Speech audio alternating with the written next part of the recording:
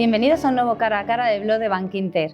Hoy contamos con dos expertos de primer nivel que además se estrenan en los Cara a Cara. A la izquierda tenemos a Eduardo Madina y a la derecha a Rafael Descallar. Bienvenidos. Muchas gracias. Muchas gracias. El formato que seguiremos es el de siempre. Plantearemos dos preguntas a los dos expertos y después cada uno tendrá la oportunidad de hacer una pregunta al otro. Si os parece bien, comenzamos.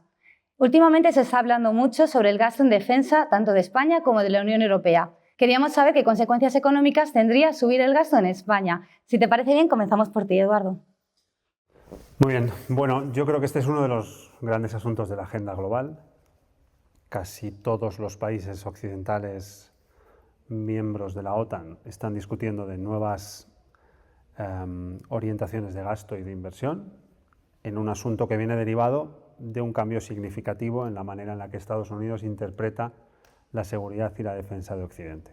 Por eso hemos visto una cumbre hace poco en La Haya, en la que todos los países han discutido y todos firmado un incremento de gasto muy notable. España se ha situado por debajo de los niveles medios de inversión y de gasto de la OTAN en los últimos años. Ha subcontratado de alguna manera sus potenciales necesidades de seguridad y de defensa en grandes países que en términos de seguridad y defensa tienen desde hace mucho tiempo mucho más músculo que nosotros, ¿no? Y ha sido una partida presupuestaria a la que no le hemos prestado quizá toda la atención que deberíamos. El mundo está en un proceso de cambio muy claro, hay países muy cercanos que están invadidos por otros, como por ejemplo Ucrania, nuevas amenazas que hacen que tengamos que discutir cómo y en qué medida debemos recalcular lo que invertimos en seguridad y en defensa, que no es exactamente solo en nuestras Fuerzas Armadas, sino en un concepto o dos conceptos más abiertos y muy de siglo XXI y no de siglo XX, que son seguridad y defensa. ¿Qué impacto puede tener? Si somos un país que lleva desde el 1,6% de nuestro Producto Interior Bruto el volumen de inversión y de gasto hasta el 3,5%, ahí hay 2 puntos de PIB que hay que retraer de algún otro marco presupuestario, de alguna otra partida presupuestaria. En segundo lugar, tenemos que discutir si somos o no capaces de desarrollar en un ciclo de tiempo medio, de tiempo largo, no menos de 5, 10, 15 años, una industria propia, no solo a escala española, sino europea, que absorba esta nueva redefinición de la inversión y de gasto, excepto que pensemos que debemos de subir mucho nuestro volumen de inversión y de gasto para transferir a las empresas norteamericanas la compra de armamento y compra de instrumentales útiles en términos de defensa europea. Yo creo que ese es un debate relevante desde el punto de vista de la exigencia. Por otro lado, el desarrollo de esa industria, en términos económicos, puede darnos competitividad en un sector en el que quizá no hemos destacado frente a otros grandes jugadores globales, como por ejemplo la industria en Estados Unidos. Y yo creo que esta es la agenda que centra la conversación de los jefes de gobierno y de los ministros de defensa de los países miembros de la Unión Europea y yo diría que de todos los países miembros del pacto de la OTAN. Estupendo, muchas gracias. Rafael, ¿qué opinas? Pues yo creo que Europa ha aceptado la dependencia defensiva de Estados Unidos desde después de la Segunda Guerra Mundial. Y lo ha aceptado porque el entorno político creaba condiciones que parecían hacerla aceptable, porque la dependencia defensiva no es inocente, genera dependencia política.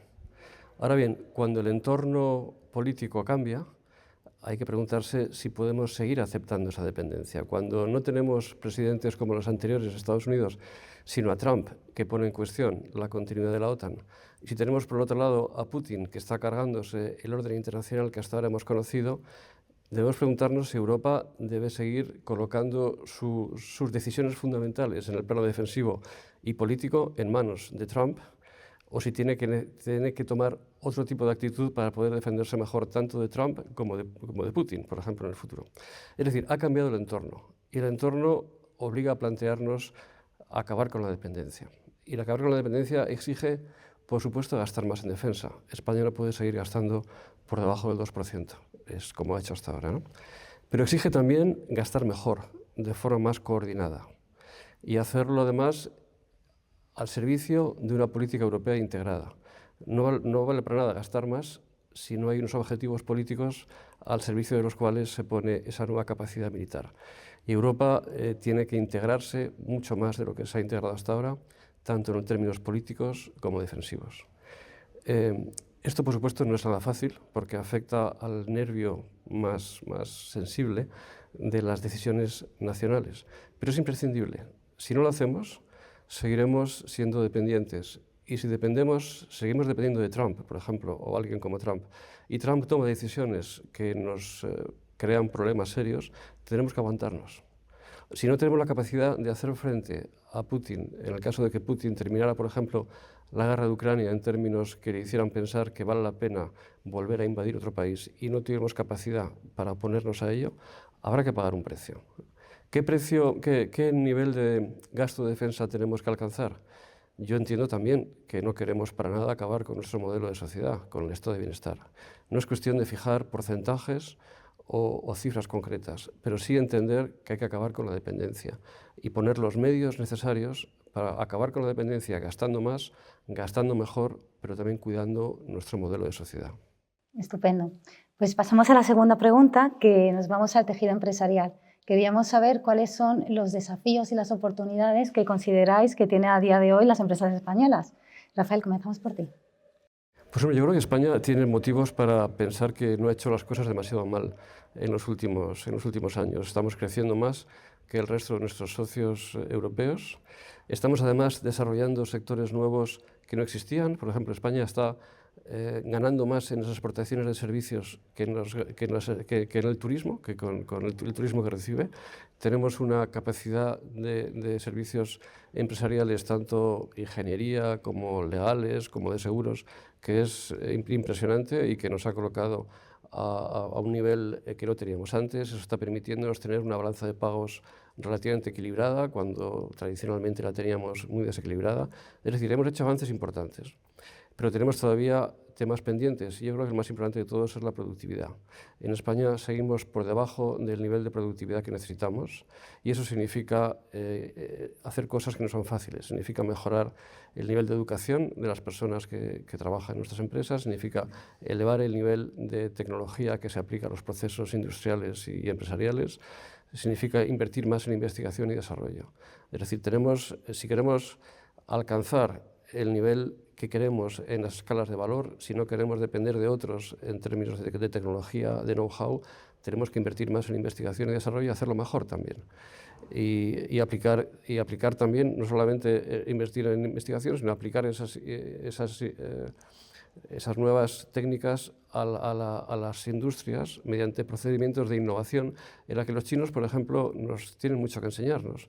Los chinos muchas veces no son los que están en el nivel más alto de avances en las tecnologías más desarrolladas, pero sí son los que aplican esas tecnologías de forma más innovativa, porque tienen un mercado muy creativo que hace que la innovación sea muy ágil, muy eficaz, ¿no? De modo que tenemos tareas por delante, pero tampoco tenemos que pensar que todo lo hemos hecho mal, ni muchísimo menos. Hemos hecho muchas cosas bien. Perfecto. Eduardo, ¿qué piensas? Pues mira, yo pienso que tenemos algunas debilidades, algunas amenazas, algunas fortalezas y algunas oportunidades. En un análisis DAFO clásico de diagnóstico de situación, ¿no? Las debilidades, Rafa apuntaba alguna, yo creo que tenemos un componente industrial de nuestro Producto Interior Bruto más bajo de lo que deberíamos. Hemos ido perdiendo fortaleza industrial en los últimos 15, 20 años, hasta el punto de que hoy quizá no opere por encima del 16,5% de nuestro PIB. Aquí hay una sensibilidad de origen, porque vengo de una Vizcaya industrial que tiene el PIB industrial en el entorno del 24-25% y una Guipúzcoa al lado por encima del 32%, ¿no? Yo creo que ese tipo de área de nuestro espacio de generación de riqueza, cuando vienen mal dadas, es un empleo que aguanta mejor y es una industria que compite mejor. Por tanto, creo que ahí hay una debilidad, ¿no? La segunda, apuntada por Rafael, que la comparto, tenemos indicadores muy bajos de productividad. Hay algo en la productividad española que no termina de ir a la velocidad y al ritmo que debería. Y tres, un desempleo estructural también anormalmente alto. Cuando la economía crece por encima de la media española, y aunque tenemos, de la media europea, perdón, y aunque tenemos casi 21 millones de personas cotizando dentro del régimen de la Seguridad Social, tenemos un desempleo juvenil que es el más alto de la OCDE y un 12,5%, casi un 12% de desempleo cuando la economía crece y tiene demanda de mano de obra, ¿no? Por tanto, hay algunas preguntas que corregir en el ámbito de nuestra economía y de nuestras empresas. Las amenazas yo creo que son básicamente dos. Una, contexto geopolítico que no controlamos, que se toman decisiones sobre él en mesas y despachos alejados de aquí, que tienen que ver con el nuevo contexto global, con la ruptura de las normas que han sujetado el orden internacional que hemos conocido hasta hace poco y todo lo que está cambiando delante de nuestros ojos, ¿no? Y el segundo, el cambio climático. España es un país que tiene mucha dependencia del turismo, es el segundo país, puede llegar a ser el primero quizá el año que viene, ganándole a Francia en recepción de turistas, y el medio ambiente opera como una amenaza clara sobre ese sector en su crisis medioambiental actual y en su cambio climático tan profundo que estamos todos viendo en estos últimos años, ¿no? En el sentido contrario, tiene algunas fortalezas y algunas oportunidades. Las fortalezas es que somos un país de pymes, muchas pymes muy competitivas, con una balanza altamente internacionalizada, extendida, asentada, estructurada en la economía española y que lo están haciendo extraordinariamente bien. Un ecosistema innovador que ha crecido mucho y a muy buen ritmo en los últimos años, que ha mirado hacia afuera, que ha aprendido de fuera, que ha atractado talento y que tiene ahí claramente la configuración de una gran fortaleza para los próximos años y alguna oportunidad, que creo que tiene que ver también con el debate europeo, al que ahora iremos, en términos de profundizar en nuestra propia autonomía. ¿En qué medida somos más autónomos? Somos más autónomos en la medida en que somos más productivos, más autosuficientes en algunas áreas estratégicas de nuestro funcionamiento, de nuestra economía, y que es sin duda uno de los ejes centrales de la agenda de conversación europea de estos próximos años, ¿no? Así que hay amenazas y hay debilidades, pero las empresas españolas y la economía española tiene fortalezas y tiene oportunidades. Por eso los indicadores de crecimiento de la economía doblan a los medios de la Unión Europea y por eso este país da señales cuando quiere de que cuando se pone sabe hacerlo bien. Perfecto. Pues pasamos a la segunda parte del cara a cara, que es que cada uno puede preguntar lo que quiera al otro. Si te parece bien, Rafael, ¿qué le quieres preguntar a Eduardo? Empezamos por ti. Me gustaría preguntarle por Europa. Europa ha sido una gran oportunidad para España y España ha fortalecido Europa desde que España ingresó en la Unión Europea. Somos profundamente europeos los españoles y yo como español y como europeo me estoy preocupado por el entorno geopolítico en el que estamos en este momento. Un entorno geopolítico en el que tenemos a un presidente norteamericano que pone en cuestión valores fundamentales de la democracia o incluso de la alianza con Europa, y por otro lado un presidente ruso que ha decidido acabar con todas las reglas del juego e invadir Ucrania. Y si la invasión de Ucrania le sale bien, puede pensar en invadir otros territorios más adelante. ¿Cómo crees tú, Eduardo, que Europa debe reaccionar ante este entorno geopolítico que ha cambiado? Normalmente la historia del proceso de integración europeo es una historia de avances como respuesta reactiva a crisis, ¿no? Cada vez que ha habido algo definido en términos de crisis, la Unión Europea ha sabido salir de ahí avanzando, ¿no? Y dando pasos de integración y de consolidación. Yo creo que este contexto geopolítico tan alarmantemente cambiante de estos últimos años es una gran oportunidad porque perfila claramente las características de una crisis en el orden internacional, ¿no?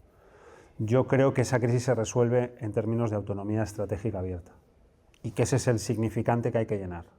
En mi opinión tiene tres ejes principales con un objetivo, y el objetivo es ser más autónomos y tener una voz propia. Ser más autónomos y tener una voz propia quiere decir que hay que configurar, en la línea de los informes de Mario Draghi y de Enrico Letta, una profundización en nuestro propio mercado interior, de consolidación en ámbitos financieros, en ámbitos económicos y en ámbitos productivos. Hay que ser más autónomos en términos de seguridad y defensa. Todos tenemos la sensación de que Occidente, como comunidad de pertenencia a un código civilizatorio que también ordena el mundo en términos de percepción de seguridad, se ha resquebrajado desde la llegada de Donald Trump esta segunda vez al despacho Oval en la presidencia de Estados Unidos, ¿no? Y que las amenazas están ahí al lado. Ucrania es un país candidato a miembro de la Unión Europea que está invadido por Rusia por una decisión tomada por Vladimir Putin. Así que creo que esa consolidación de una mayor autonomía en términos de capacidad productiva y económica y en términos de seguridad y defensa para tener una voz propia en un mundo en el que creo que se ha puesto demasiado de moda la crueldad. Pienso en Netanyahu, pienso en Putin, pienso en Trump, y creo que la voz civilizatoria europea, la de sus valores humanistas, la de sus valores ilustrados, la de un espacio político que se integra, que convive en paz, que apuesta por seguir jugando un rol en el orden multilateral que ordena la conversación global y que respeta la norma del derecho, a mí me parece que es una voz fundamental y perder esa partida quiere decir no que Europa la pierde, sino que el mundo la pierde con Europa. Por eso creo que es un debate y una batalla de extraordinaria importancia. Casi siempre lo ha sido, de un tiempo a esta parte, en mi opinión, tiene un valor mayor que nunca, ¿no? Y por eso a mí me gustaría preguntarte, dentro de ese eje en el que nos situamos, ¿cuáles crees que deben ser las normas, las orientaciones estratégicas de la relación de esta Europa en la que vivimos con un país que conoces mejor que nadie, casi, en este país que es China y que claramente es uno de los grandes jugadores del siglo XXI de aquí en lo que quede por delante, ¿no? Bueno, primero quiero decirte que estoy totalmente de acuerdo con lo que has dicho. Y en relación a China, es cierto que China es un actor nuevo, que se conoce muy mal, pero que en este momento significa ya el 17% del PIB mundial, es la segunda economía del mundo, la segunda gran potencia, el único país que puede plantar cara a Estados Unidos como potencia hegemónica global. Y que necesitamos conocer a China, porque China tiene su poder puesto al servicio de valores que no son los nuestros. Tiene una visión del mundo que es diferente y tiene una forma de conducirse en su sistema político y en sus relaciones internacionales que no son para nada los valores que tenemos en Europa. Eso no significa que haya que demonizar a China. Si China ha llegado donde está es porque ha hecho muchas cosas muy bien. Hay que admirar a China en muchas cosas y aprender de China también en muchas cosas, pero sabiendo bien el terreno que pisamos. Es necesario interesarse por China, conocer a China, para colaborar con ella cuando sea posible y para defendernos de ella cuando sea necesario. Europa yo creo que puede aprender muchas cosas de China. Puede, por ejemplo, aprender que China tiene la capacidad de planificar a largo plazo. Si China ha logrado lo que ha conseguido es porque ha podido, mediante su sistema autoritario y dictatorial, establecer objetivos que se marcaban a 20 o 30 años. Europa tiene un sistema democrático en el que eso es muy difícil. Sin embargo, si no lo hacemos y seguimos planificando a 1 año y medio, a 2 años, evidentemente está claro quién va a sacar ventaja. Tenemos que buscar acuerdos entre los grandes partidos para marcar objetivos nacionales y objetivos europeos, como también dicen Letta y Draghi, que estén por encima del juego político, porque respondan a intereses esenciales de nuestros países. Es decir, tenemos que aprender que está muy bien justificarnos porque los sistemas políticos son distintos, pero que si al final el resultado es el que es, las consecuencias van a ser que pagaremos un precio muy alto, ¿no? También tenemos que hacer también lo que tú decías sobre la dimensión de nuestras empresas, ¿no? Los informes Letta y Draghi ponen el foco en las carencias del desarrollo del mercado interior.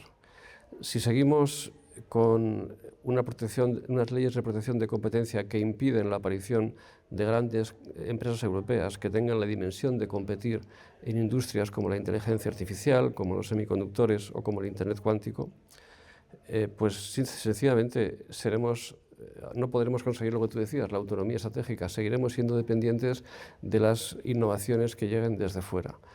Europa además ha demostrado que puede hacerlo. El caso de Airbus es un caso de éxito global.